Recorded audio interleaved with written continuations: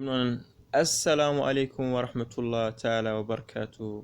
Musidɓe tedduɓe yo jam Allah e kisal mum e ndenka mum woni mon.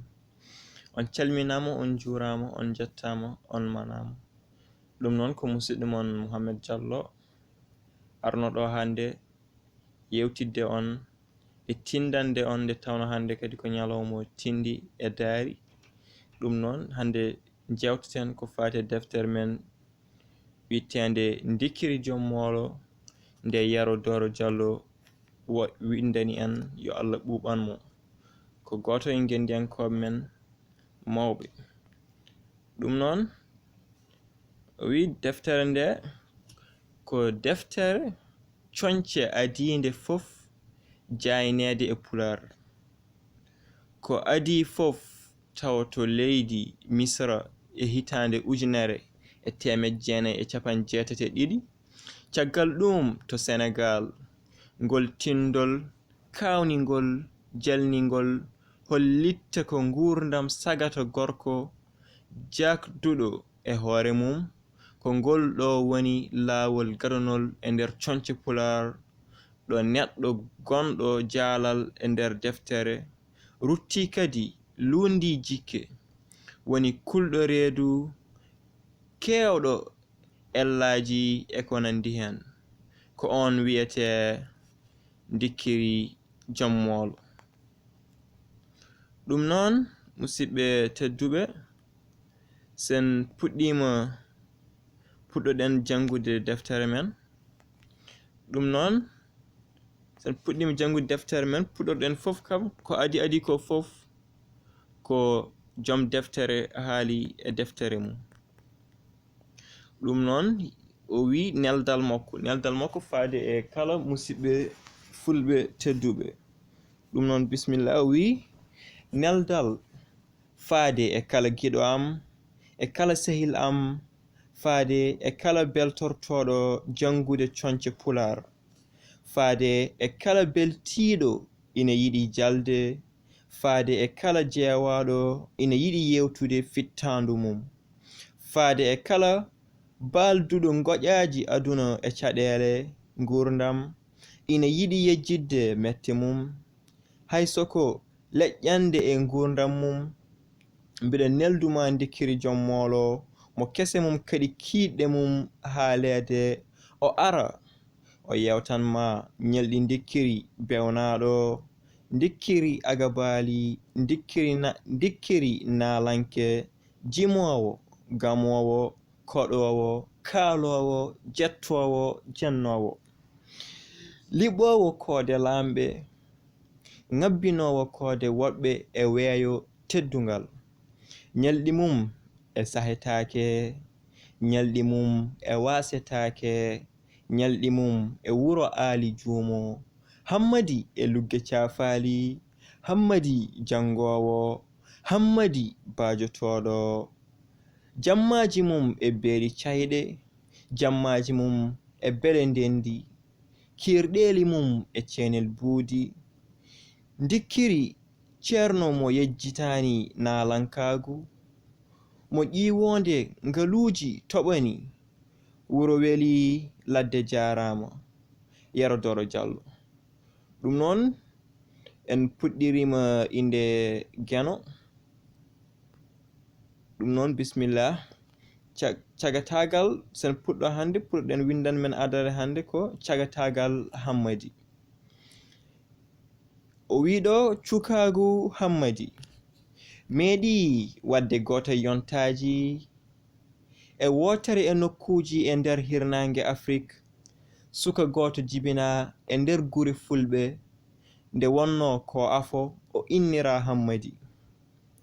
Mama makko debbo nehimo bewnimo bewre yawtunde kerol, rewnimo jungo ha ɓurti. Yummumum hammadi suusa haalde hen, bamum hammadi suusa haalde hen. Kala biɗo hammadi yitere ma ina wojji. Mama makko o tikka gedda ñamde, jooɗo fodde balɗe ina duka ina woya. Nayejo debbo o jaɓata tane mum haɓe ɗo jooɗi fof emo rentina tani ko o hare hay so fiyama wato yopto.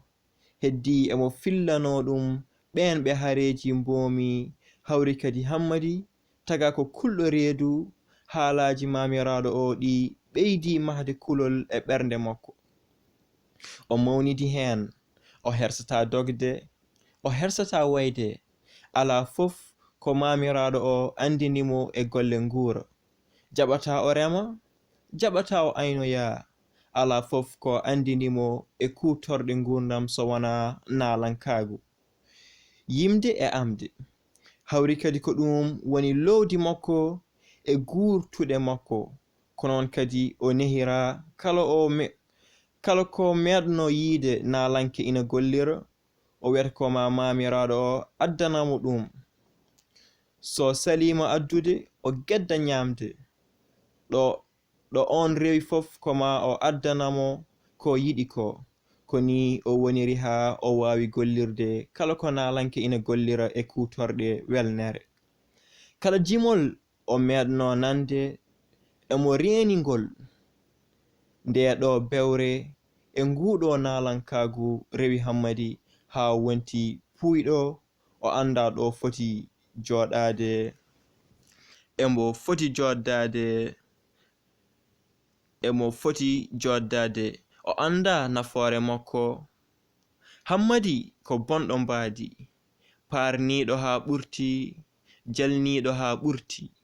Tago makko e golle makko e haala makko fof ina jalni, kono ko belɗo ƴiƴam, jiɗaɗo yimɓe, pamɗuɗo mette, cuusɗo gacce. Mo kese mum kadi kiiɗɗe mum haaleede. Hammadi wuuri e ndeeɗo ɓewre ha o dañi duuɓi 15. Mawo makko nehɗomo maayi. Baba makko yiɗi heɓɓitaade needi makko gila ɓurani ɗo bonde o ɓoccito juuɗe. O fatirimo e golle ngurdam. O watti hammadi gaynowo. O taƴani ɗum hoore baali yo aynu. Kono so hammadi ina dawa aynoyde, dawdat koye hoddu walla ñañoru walla baylol e liite. O ɓeydi dañde no timminiri nalankagu makko. Ɗum noon kadi windande men reftun hende ko ɗo ko caggal nde bam hammadi watti hammadi gaynako. Ɗo joni padan koye nde wonti gaynako nde kadi kanko ko waddi e sehil makko yerel. Ɗum noon o wi hammadi e yerel aynoɓe baali. Hammadi e yerel ko aynoɓe baali ko ɓe sehilaɓe. Nyande fof kamɓe dawdata gaynaka, kono yerel ko ngejam. Yiɗata ko gollinde hammadi kamne yiɗata ko gollinde yerel. Nde wonno ko yerel ɓuri wonde ngejam, jo e jo fof o adda hujja makko puyɗo bela hammadi ina forlanamo baali makko. O wiya, oy hammadi, tinno giƴam dog forlanam baalam ɗi. Dool am ngol ina yolbi, mi wawa dogde. Hammadi doga forlanamo baali makko. So baali ɗi duttima kadi o wiya, tinno hammadi giƴam forlanam baalam ɗi ha mi gayna yeesade. De ɓooyi hammadi tampi, o watti saltade hujjaji yerel ɗi, kono o yiɗi salorade ko hujja e hujja. Ɓe njehi seeɗa kadi. O wi, oy hammadi, yo dañ dono, falanomi baalam ɗi hami ñitto. Hammadi wi, mi wawa, mbiɗa wuuɗa. Yerel dogi forloy baali mum arti. Hammadi dogi forloy baali mum, ɓe kawriti. Hammadi yiɗi yoɓtade ko gollintuno ɗum ko. O wi, o yerel forlanam baalam ɗi hami ƴewto poolel jatnomi ɗo rawani ngel. Yerel wi, foftin hoore ma, pooli hikka ɗi tawetake e cabbuli rawani ɗi. Ar forloy baali ma gila goɗɗani. Ɓe njehi seeɗa kadi. Hammadi wi, o yerel forlanam baalam ɗi takko ƴiwonde nde. Mbeɗa juula, mi nani hanki Ceerno Alpha ina wiya julde ina moƴƴi. Yerel wi, an ka pijowo, holnde mbattuɗa julde? Hammadi wi, haytu mi silmini. Ɓe njehi seeɗa kadi. O wi, o yerel forlanam baalam ɗi, mbiɗe miijo ɗo hunde welde, mi yiɗa miijo ngo taƴa. Yerel wi mi wawa, gonmi koye ŋoŋde. Hammadi wimo yo gosɗe donde, a ɓowle reedu ñaw, wona ko min ñallatnoɗo forlandema baali ma ɗi potoji e filto yande mumen. Yerel wi hunde fof mbiɗa wawi muñandema, so wona hudde baalam ɗi. Huɗam min horam kono woto huɗ baalam ɗi. Hammadi wi somi huɗi ɗi potoje gasde ko mbawɗa hen? Yerel wi an potoway falede e lotirka aɗa huɗa baalam. Hammadi wi an moƴowel ngel aɗa safi ñiiƴe no rawandu ŋuroru hoɓɓe. An moƴowel ngel aɗa safi ñiiƴe no rawandu ŋuroru hoɓɓe. Ko nen ɗo ɗaɓɓirma fof caloɗa. Ɓe duki haa ɓe tampi. Hammadi folli baali mum faati tumbon wuro, heɓi dow laawol jooɗi ina yima ina liita liital mum. Ɗum noon musidɓe tedduɓe, kalen hande e tindol men haa ñalawma goɗɗo kadi jokkiten. Ɗum noon kadi joni mi aray mon mi addan mon namde e ko puɗɗen jangude hande ko inchallah. Ɗum noon on jarama.